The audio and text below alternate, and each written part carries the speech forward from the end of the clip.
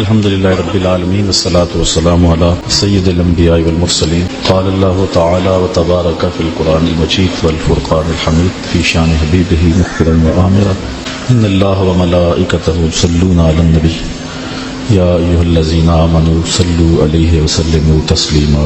عالی مرتبت علماء کرام، مبلغین، سامعین، سامعات، السلام علیکم ورحمۃ اللہ وبرکاتہ. آج 10 محرم الحرام ہے اور یہ دن حضرت امام حسین رضی اللہ تعالیٰ عنہ کی یادیں لے کر طلوع ہوتا ہے.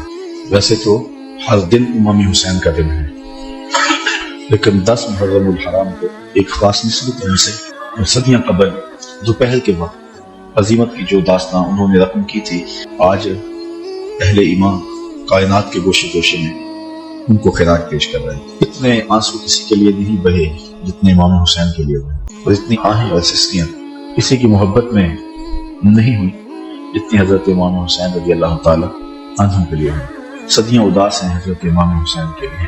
نواسہ رسول نے عظیمت کی جو داستان رقم کی اور جس طرح انہوں نے دین کے گرتے ہوئے پرچم کو اٹھا لیا اور اپنا گھر لٹا کے دین کو لٹنے سے بچا لیا، آج ہمارا ایک ایک عضو بدن ان کو خراج عقیدت پیش کرتا ہے.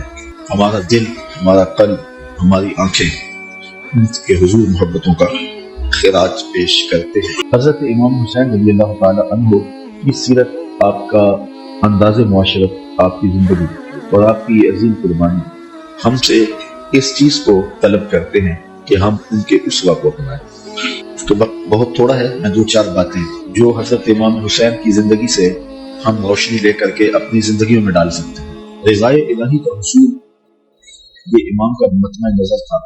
اللہ کی رضا کے لیے، اس کی قربت کے لیے اپنی جان قربان کر دینا اور اپنا سب کچھ لٹا دینا، یہ بندگی کی معراج ہے. شہادت کو شہادت اس لیے کہتے ہیں کہ شہید اپنے خون سے سچائی کی گواہی دیتا ہے، اللہ کی توحید کی، اس کے دین کی گواہی دیتا ہے، اور یہ بہت اونچا منصب ہے. حضرت امام حسین رضی اللہ تعالی عنہ کو پہلے سے یہ معلوم تھا کہ وہ شہید کر دیے جائیں.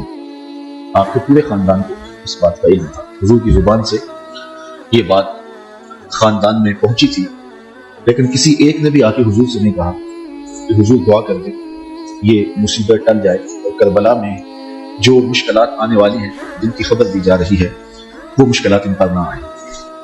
آپ تاریخ پڑھ لیں، یہ نہ حضرت سیدہ فاطمہ نے کہا ہے، نہ مولا کائنات نے آ کے عرض کی، نہ خود امام حسین رضی اللہ تعالی عنہ نے حضور کی بارگاہ میں کہا ہے، نہ حضور نے کہا ہے کہ مالک حسین سے شہادت ٹال دیں، بلکہ حضور کے ہاتھ اٹھتے ہیں تو دعا یہ نکلتی ہے، اللہم آت الحسین صبرا و اجر، اے اللہ میرے بیٹے حسین کو صبر بھی بخش دے، اجر بھی بخش دے. تو حضور نے کیوں کہنا تھا کہ میرے بیٹے کو شہادت دے؟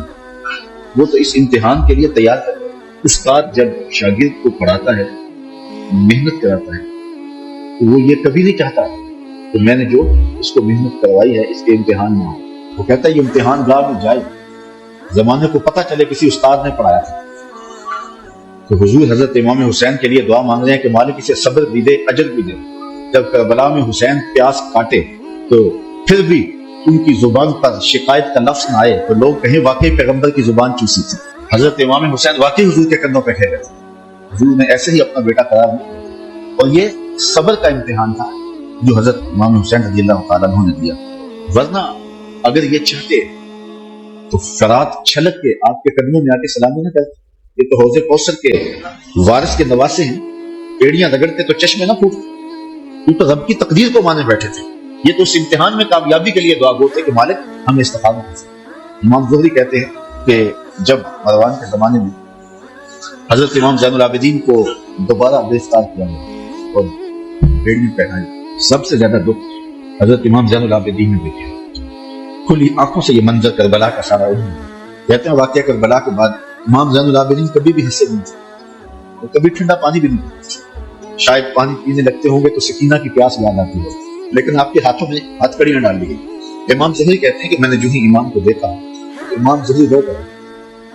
امام زین العابدین نے کہا زہری رو کیوں رہے ہو؟ میں نے کہا حضرت آپ ان ہاتھوں میں ہاتھ کڑیاں ہیں، پیغمبر ظاہر ہو، دنیا کو دین دیا ہے، اور آج آپ کے ہاتھ میں ہاتھ کڑیاں ہیں.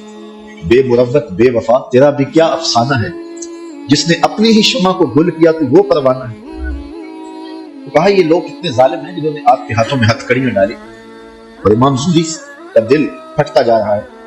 امام زین العابدین فرمانے لگے زہری پریشان ہونے کی ضرورت نہیں، ہم تو اس کی تقدیر کے اوپر راضی ہیں، ورنہ یہ زنجیریں کیا ہیں، آپ نے جھٹکا دیا زنجیریں ٹوٹ گئی. ہاں یہ ہمارے لیے نہیں ہے، تو یہ کربلا مشکلیں ٹل جاتی ہیں اگر حضرت امام چاہتے ہیں. لیکن انہوں نے تو مشکل کو سہ کے اور قربانیاں دے کے عظیمت کی داستان رکھی ہے. اور وہ زمانے نے دیکھا. حضرت امام حسین رضی اللہ تعالی عنہ کی سیرت سے یہ چیز سیکھی جا سکتی ہے کہ ہم اپنے آپ کو قربانی کے لیے تیار کریں اور اپنے فکر کی، اپنی سوچ کی پرورش اس طرح کریں کہ کبھی مشکل وقت میں کھڑا ہونے کا مرحلہ آ پہنچے تو پھر ہمارے قدم ڈگمگائے نہ، پھر ہمارے قوم میں لرزش نہ آئے، ہمارے زوردار نعرے اور ہمارے پرجوش خطاب، ہماری خطابت کے تن تنے اور ہمارے فلسفے وہاں دم نہ توڑ جائیں جہاں کھڑے ہونے کا وقت تھا. یہ ناداں سجدے میں گر گئے جب وقت قیام آیا. تو ہم نے اپنی پرورش حضرت امام حسین رضی اللہ تعالی عنہ اس فکر کی روشنی میں کرنی ہے تاکہ اگر کوئی ایسا وقت آن پہنچے تو پھر ہمارے قدم اکھڑنے نہ پائے. حضرت امام حسین رضی اللہ تعالی عنہ نے یزید کی بیعت سے انکار کیا، اور اس میں ہمارے لیے سیکھنے کی یہ بات ہے کہ ہم کبھی بھی کسی ظالم کے ہاتھ پہ بیعت نہیں کریں. یہ جو مسلح کی امامت ہے، میں اپنے اس جملوں پہ آپ کی توجہ چاہوں گا. یہ جو مسلح کی امامت ہے یہ امامت صغرا ہے، چھوٹی امامت، اور یہ تخت و تاج کی امامت جو ہے یہ امامت کبریٰ ہے، بڑی امامت. ہم چھوٹی امامت کے بارے میں تو اتنے حساس ہیں کہ اگر کسی کے پاؤں کی انگلیاں بھی اٹھ جائیں تو ہم اس کے پیچھے کہتے نماز نہیں ہوگی. اگر کسی شخص کی داڑھی کا سائز چھوٹا ہو تو ہم اس پہ احتیاط کرتے ہیں کہ اس کے پیچھے نماز واجب الاعادہ ہے. تو یہاں تو داڑھی کا سائز اور انگلیوں کا لگنا اور اٹھنا بھی دیکھتے ہیں، یہ نماز ہے. امامت صغرا میں ہماری یہ احتیاط ہے، اور جہاں امامت کبریٰ کا معاملہ آئے وہاں آنکھیں بند کر کے بیٹھ جائیں. تو ہمیں سوچنا ہوگا. حضرت امام حسین رضی اللہ تعالیٰ عنہ نے فرمایا تھا وَبِسْلُنَا لَا يُبَايُ، یہ نہیں کہا تھا کہ میں یزید کی بیعت نہیں کرتا، کہا میرے جیسا شخص یزید کی بیعت کر کیسے. یزید فاسق مولد تھا، یزید شراب پیتا تھا، مسلمانوں کا قاتل فاجر.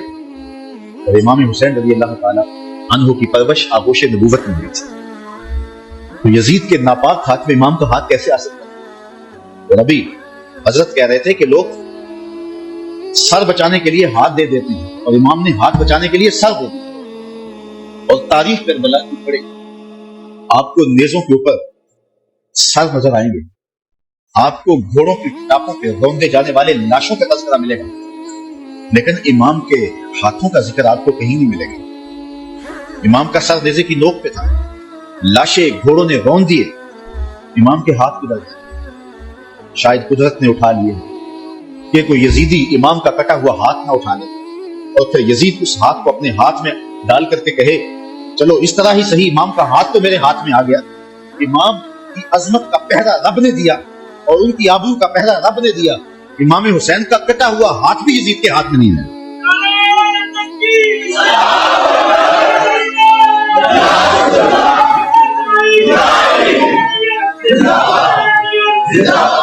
اور اس ہاتھ کو بچانے کے لیے مدینہ چھوڑنا کوئی آسان کر نہیں.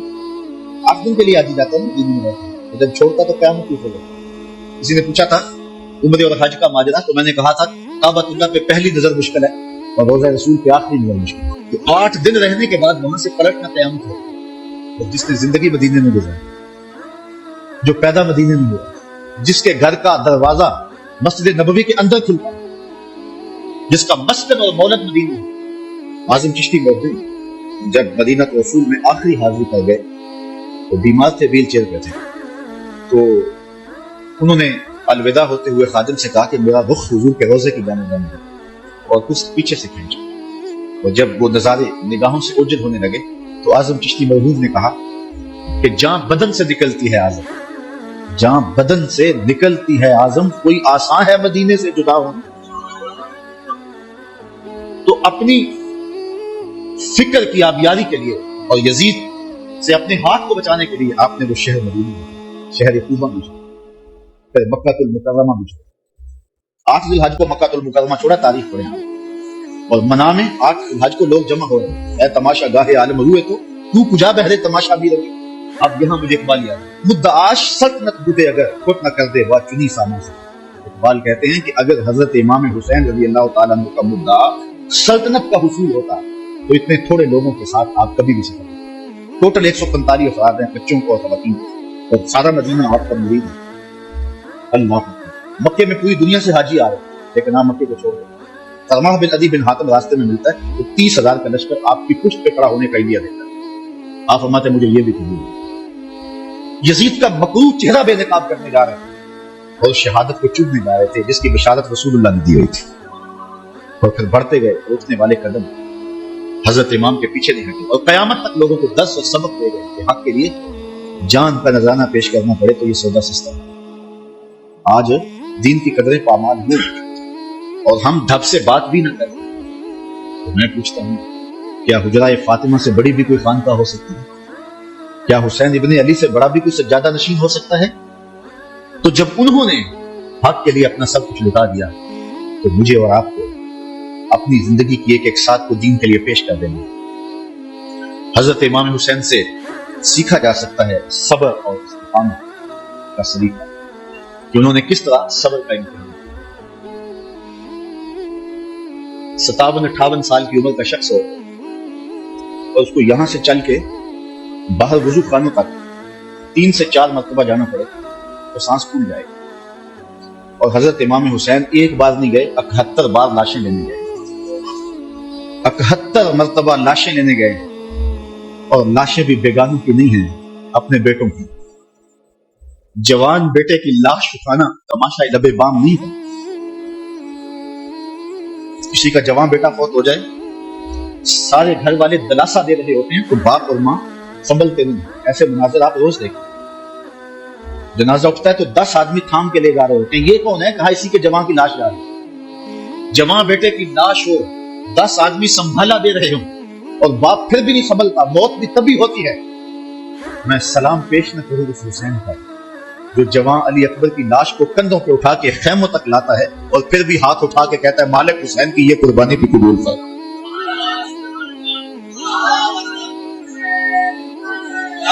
اتنے دکھ تو وہ ہمالیہ پہ آتے تو اس کا پتا بھی پانی دیتا، وہ بھی برداشت نہیں کرتا۔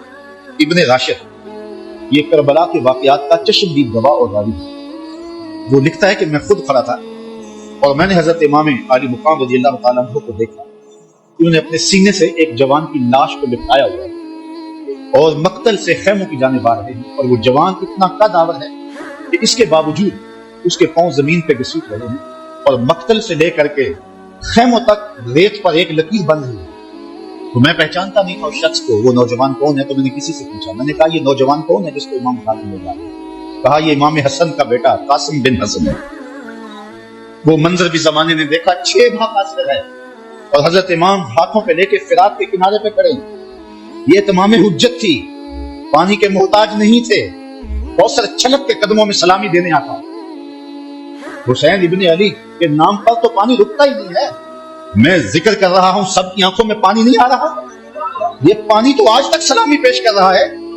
پانی کا مسئلہ نہیں تھا، اہتمام ماں تمہاری لڑائی میرے ساتھ ہے، اس 6 ماہ کے بچے نے تمہارا کیا بنا؟ تو پھر کیا ہوتا ہے؟ پانی نہیں ملتا، 2 شاخہ تیر نہیں۔ 6 ماہ کے بچے کا حلق تیر کاٹ جائے، وہ حلق پہ تیر نہیں لگتا، باپ کا کلیجہ کٹتا، لیکن خون ہاتھوں میں لے کے آسمان کی طرف اچھال کے بولتے ہیں مالک حسین کی یہ ننھی قربانی بھی قبول فرما۔ 71 لاشیں لائن میں پڑے ہوئے۔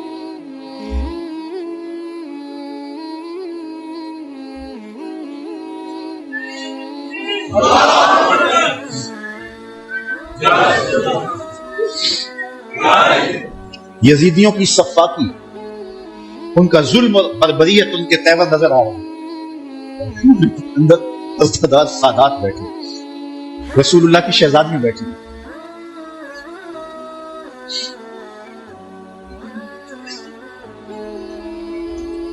ان کا کیا دکھ ہوگا جو امام کی قبر میں۔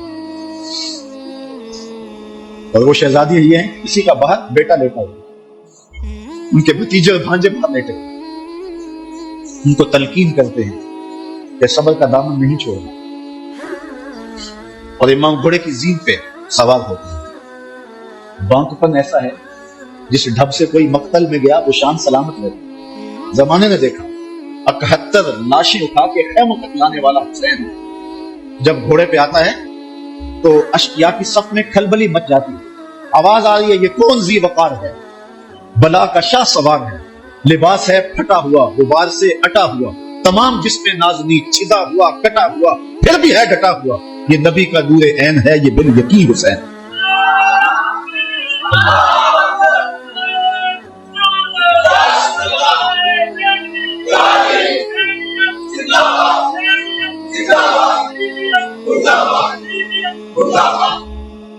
حضرت امام حسین نے صبر کی جو انوکھی داستان رقم کی ہے, کائنات میں اس کی کوئی مثال نہیں ملے گا. صبر کسے کہتے ہیں اس کے بارے میں کہنے والوں نے بہت کچھ کہا ہے. واویلا نہ کرنا, منہ پہ تماچے نہ مارنا, ناشکری کا کلمہ نہ کہنا, اعضاء کا ایسا اضطراب کہ جو شریعت میں نامحمود ہو اس کا سرزد نہ ہونا, صبر کے بڑے مفاہیم ہیں. لیکن صبر کا مفہوم میں نے ایک یہ بھی پڑھا ہے کہ صابر وہ ہے جس کے معمول عبادت میں فرق نہ آئے.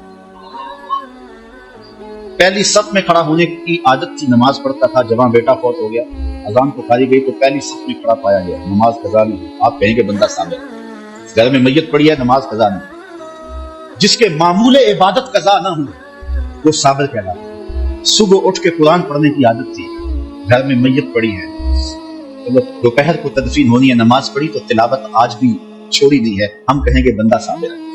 اگر صبر کی یہ تعریف ہے کہ معمول عبادت قضا نہ ہو تو صابر کہلاتا ہے, پھر اس تعریف کے آئینے میں امام حسین 71 لاشیں پڑی, اپنا بدن زخموں سے چوڑا. محتاط روایت یہ ہے کہ آپ کا جب پیراہن اتارا گیا تو 133 زخم تلواروں کے تھے اور 34 گھاؤ نیزوں کے. کچھ نیزے بدن میں ٹوٹ گئے اور گھوڑے کی زین سے فرش زمین پہ آئے. صابر ایسا ہے کہ عبادت کا وقت آ گیا, سجدہ قضا نہیں ہونے دیا.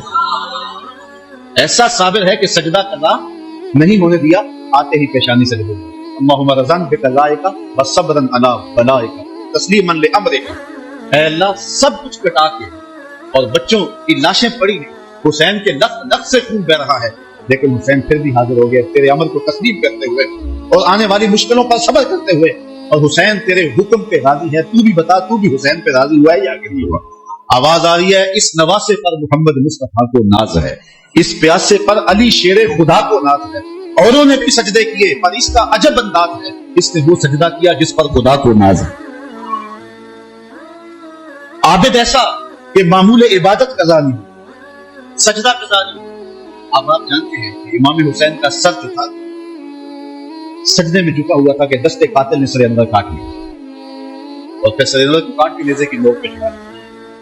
یزیدیوں نے اس لیے کیا کہ اپنے لشکر کو تسلی دیں کہ ہم کامیاب اور کامران ہوئے ہیں, دیکھو سر حسین کٹ کے نیزے کی نوک پہ چڑھ گیا. تو جب انہوں نے نیزے کی نوک پہ سر حسین چڑھایا تو لشکر یزید سے آواز آئی یہ کیسا سر ہے جو کٹ کے بھی سر بلند ہے, اس کی سر بلندی اب بھی نہیں گئی, اب بھی یہ اونچا ہے. اور جب سر انور نیزے کی نوک پہ چڑھایا گیا اس انداز سے چڑھایا گیا کہ کٹی ہوئی گردن پر آسمان کی طرف اور سر انور کی طرف زمین پر. کسی شاعر نے تخیل باندھا بآنکھ کے سر نیزے پہ اور سوئے زمین ہے روح, یعنی سجدہ ثانی کی ہے آگ. رکعت میں 2 سجدے ہوتے ہیں, ابھی ایک ہوا تھا کہ سر کاٹ لیا گیا, حسین کی پیشانی میں دوسرے سجدے کی آرزو مچل رہی. صابر ایسا کہ معمول عبادت قضا نہیں ہوا اور پھر تلاوت بھی قضا نہیں ہوئی. حسین کا سر نیزے کی نوک ہے, لبوں پہ قرآن جاری ہے, کیونکہ حسین کو لوریا ہی قرآن کی ملی تھی. تو حسین ابن علی رضی اللہ تعالی عنہ سے صبر سیکھا جاتا ہے, استقامت سیکھی جا سکتی ہے اور اپنی زندگی میں اس کا چراغ کیا جا سکتا ہے. بہت ساری چیزیں سیکھنے کی ہیں اس خاندان سے, رواداری اور خودداری بھی سیکھی جا سکتی ہے. جب یہ لشکر حضرت امام حسین رضی اللہ تعالیٰ عنہ کو شہید کر دیتا ہے اور آپ کے لاشوں کے اوپر گھوڑے دوڑائے جاتے ہیں اور ہوائیں مٹی ان کے اوپر اڑا دیتی ہیں, اور پھر وہاں سے شہیدوں کے سر نیزوں پہ چڑھا کے کوفہ اور کوفہ سے دمشق لے جایا جاتا ہے. تو یزید پوچھتا ہے اپنے خاص لوگوں سے کہ اس راستے کے اندر تم نے ان کی کیفیت کیا دیکھی. یزید بدبخت کے دل میں یہ تھا کہ میں اب بھی فاتح بن جاؤں, امام زین العابدین ڈر کے گھبرا کے مشکلات سے میری بیعت کریں, کیونکہ اگر امام زین العابدین بیعت کر لیتے تو کربلا کی ساری داستان زیرو ہو جاتی، اور وہ یہ کرنا چاہ رہا تھا، لیکن زین العابدین کی رگوں میں بھی تو خون حسین تھا، تو بڑے دکھ دیے۔ آدمی حیران ہو جاتا ہے کہ کس طرح انہوں نے گھوڑوں کے اوپر سوار کرا کے فطرت پیغمبر کو بازاروں میں پھیلایا، اور پھر ان کے سر نیزوں کی نوک پہ چڑھے ہوئے تھے۔ لیکن دربار یزید میں جب پہنچے تو یزید نے اپنے خاص لوگوں سے پوچھا کہ کیا ان کی اب حالت ہے؟ لاشیں کٹ کے وہاں پڑے ہوئے ہیں، سر یہ ہیں، اب تو دب گئے ہوں گے۔ تو جو اس نے جواب دیا اس سے اس خاندان کی خودداری اور غیرت دیکھو۔ اس کے معتمد خاص نے کہا کہ ہم کربل سے یہاں تک پہنچے ہیں تو ہم نے بہت دکھ بھی دیے، ان کو ذہنی اذیتیں بھی دی، بعض جگہوں کے اوپر ان کے اوپر پتھراؤ بھی ہوئے، لیکن لگتا یہ رہا ہے کہ فاتح یہ ہیں اور ہم مفتو ہیں۔ ان کا انداز اور ان کا تیور ہمیشہ یہ بتاتا رہا ہے کہ صرف فاتح یہ اور مفتو ہیں، اور حقیقت ہے بھی یہی۔ اقبال کہتا ہے جو دلوں کو فتح کر لے وہی فاتح زمانہ، جو دلوں کو فتح کر لے وہی۔ حشام بن عبد الملک بنو امیہ کا بڑا تگڑا حکمران، حج کرتا ہوا حجر اسود کے سامنے آیا، دل میں آیا کہ میں حجر اسود کو چوم، ہجوم اتنا تھا کہ چوم، جن لوگوں نے حج کیا ہے منظر آنکھوں میں گھوم جاؤ، اتنا ہجوم تھا کسی نے بادشاہ کی پرواہ نہیں کی، راستہ نہیں دیا۔ وہ ایک سمت کھڑا ہو کے منتظر رہا کہ کوئی رش کم ہو تو میں حجر اسود کو بو سکوں۔ اتنے میں امام زین العابدین بھی طواف کرتے تھے، وہ رک کر کے جب حجر اسود کو دیکھنے لگے تو لوگوں نے راہیں چھوڑ دی، آگے بڑے حجر اسود کو چوما اور پھر طواف کیا۔ حشام کو بڑا غصہ آیا کہ میں بادشاہ وقت اور میرے لیے لوگوں نے راستہ نہیں چھوڑا اور ان کے لیے راستہ چھوڑ دیا۔ تو وہ اپنے درباری شاعر فرزدق سے کہنے لگا من ہاذا، یہ کون ہے؟ حالانکہ وہ جانتا تھا یہ امام زین العابدین، لیکن اس نے تحقیر کرنے کے لیے تجاہل عارفانہ برتتے ہوئے کہا من ہاذا، اے کون ہے؟ وہ جو فرزدق شاعر تھا تو بادشاہ کا درباری شاعر، لیکن آج اس کی غیرت جاگی۔ جب اس نے کہا من ہاذا، یہ کون ہے؟ فرزدق نے کہا بادشاہ تو نہیں جانتا یہ کون ہے؟ اس کو تو بتہا کے سنگ ریزے بھی جانتے ہیں یہ کون ہے، اس کو تو فرش والے بھی جانتے ہیں اور افلاک والے بھی جانتے ہیں کون ہے۔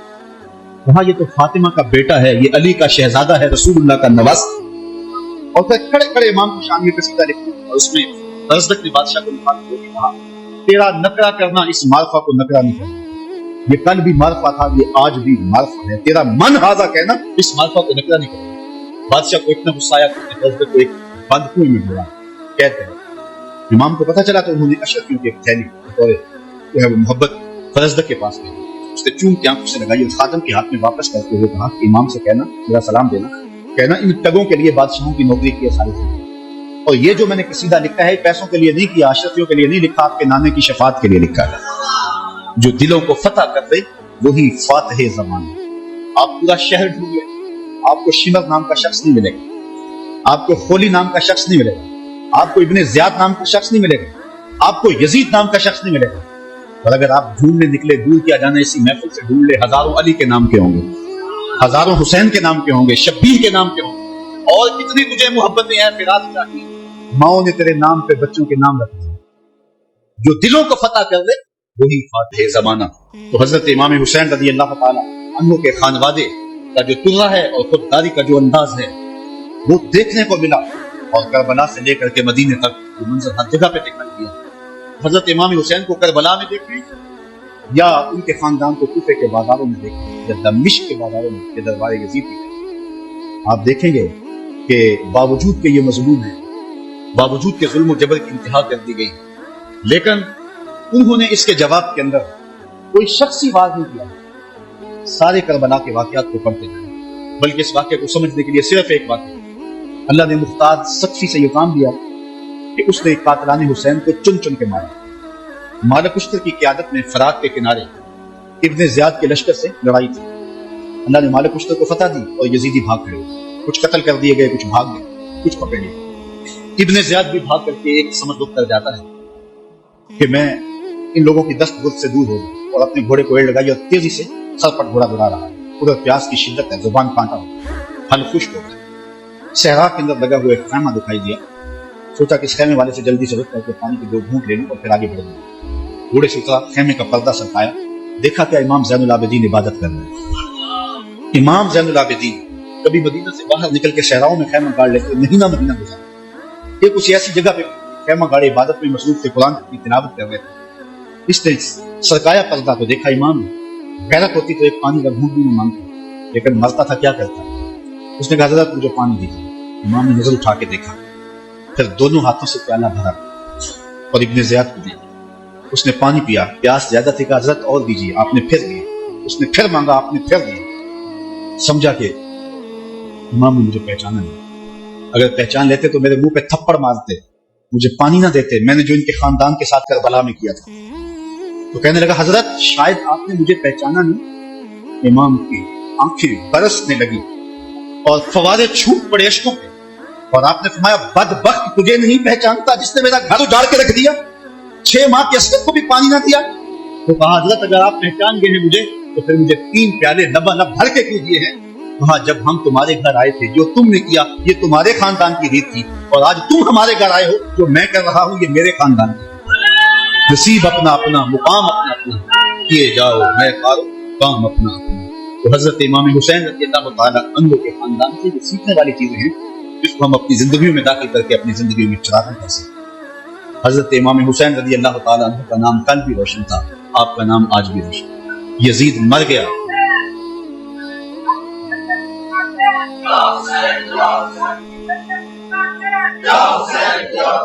سارا دن بھی ہم نعرے لگاتے رہیں، یہ ایسا نام ہے کہ ہر لمحہ اندر ٹھنڈ اترتی رہتی ہے۔ میں کہتا ہوں آج کوئی ہے جو یزید کا نام لیتا ہے؟ یزیدی ہیں، گلی گلی یزید آج بھی موجود، مختلف روپوں کے اندر یزید ہے، لیکن یزید کو اس قدر امام نے بے نقاب کر دیا کہ آج یزیدی بھی یزید کا نام نہیں لے سکتے۔ اگر کوئی یزید کا نام لیتا بھی ہے تو سر جھکا کے دائیں بائیں دیکھ کے لے، نام لینے سے پہلے شرمندہ، نام لیتے ہوئے شرمندہ، نام لینے کے بعد شرمندہ۔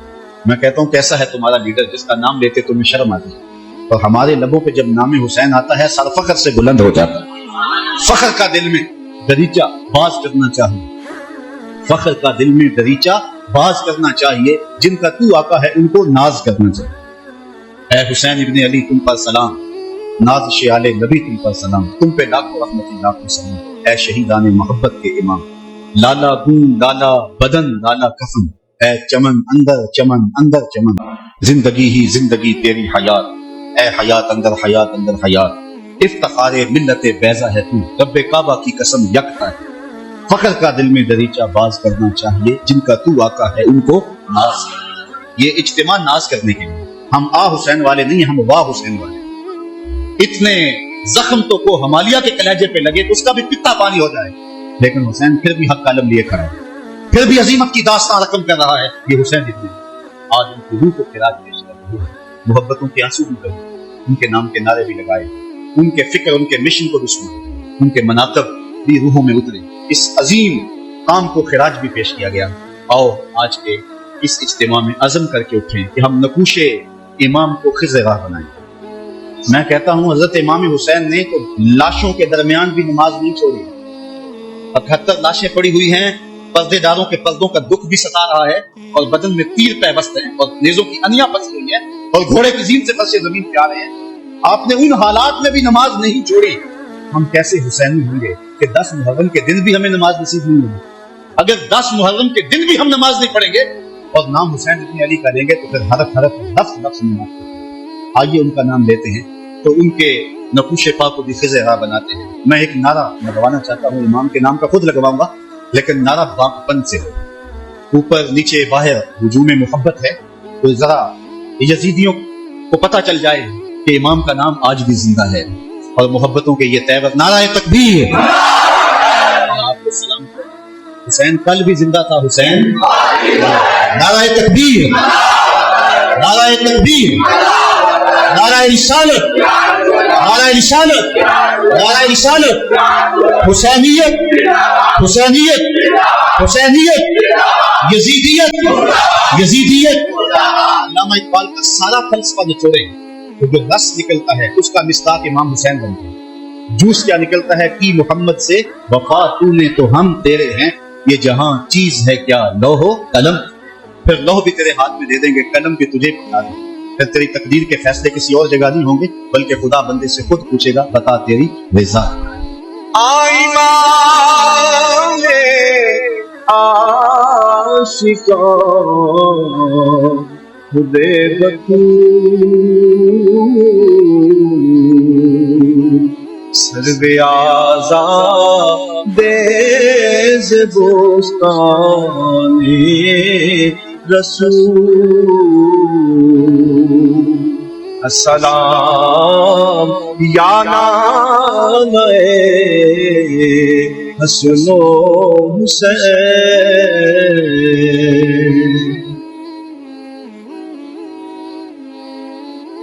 بسم اللہ الرحمن الرحیم ہم جہد و عظیمت کے راہی ہم جہد و عظیمت کے راہی منزل پہ جا کر دم لیں گے میدان عمل میں نکلے ہیں میدان عمل میں نکلے ہیں باطل کو مٹا کر دم لیں گے ہم جہد و عظیمت کے راہی منزل پہ جا کر دم لیں گے آفاق کے ہر ہر گوشے میں آفاق کے ہر ہر گوشے میں قرآن سنا کر دم لیں گے اب رکنا نہیں اب تھمنا نہیں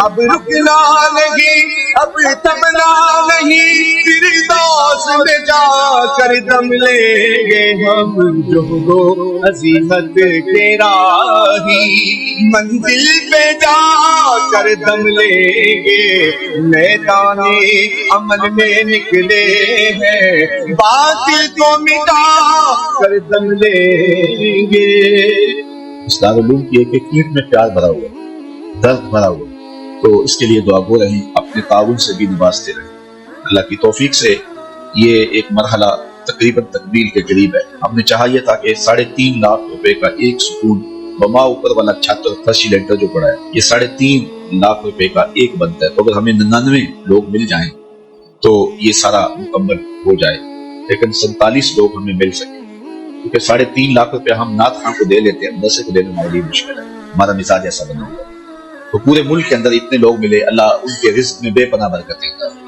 باقی جن لوگوں نے انفرادی طور پہ کوشش کی 2 5 7 8 10 20 ہزار جتنی توفیق ہوئی شامل ہوئے تو یہ اتنا کام مکمل ہوا اور یہ تھوڑا سا حصہ ہم نے یہ کچھ قرض لے کر کے ڈالا ہے اور آگے والا حصہ بھی ہم نے جو ہے وہ تعمیر کرنا ہے جب اوپر والی چھت کا مرحلہ پہنچے گا تو ایک ستون بما چھت کے صرف 2 لاکھ روپے تک جو ہے وہ ممکن ہوگا احباب اگر اس حوالے سے جو ہے وہ تعاون فرمائیں جامعہ المصطفیٰ کے جو ماہانہ اخراجات ہیں اس سلسلے کے اندر باہر سے معاونت فارم اگر وصول کر لیں ایک بچے کا اوسط خرچہ تقریباً 1200 سے 1500 روپے تک ہے اگر ایک بچے کا خرچہ اپنے ذمہ لے لیں ہمارا نمائندہ ہر مہینے وصول کر لے گا یہ ایک تعاون کی صورت ہوگی بہرحال جس طرح جس سے بن پڑے اپنے مرحومین کے سال ثواب کے لیے اس کی تعبیر کے لیے آپ نے کوشاں رہنا ہے جس نے ایک پائی بھی اس جامعہ کے لیے خرچ کی اے اللہ اس کو جزائے جزا